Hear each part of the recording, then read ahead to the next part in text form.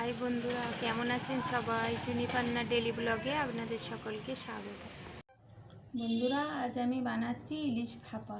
তার জন্য ইলিশ মাছটা ধুয়ে ভালো করে রেখে দিয়েছি।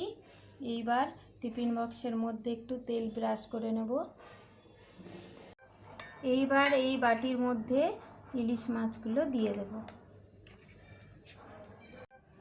এইবার এর মধ্যে দিয়ে দিলাম সরষে, পোস্ত, কাঁচা লঙ্কা পেস্ট করে রেখেছিলাম, ওটা দিয়ে দেব।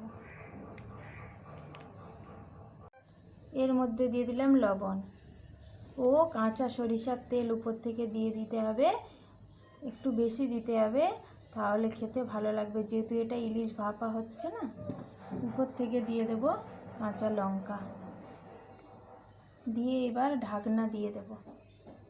আগের থেকে জল গরম করতে দিয়েছিলাম, এবার ঢাকনাটা খুলে দেখব, ভালো গরম হয়ে গিয়েছে। এইবার এর মধ্যে স্ট্যান্ডটা বসিয়ে দেব, দিয়ে যে বাটিটা এর মধ্যে বসিয়ে দিয়ে ঢাকাটা আবার দিয়ে দেব।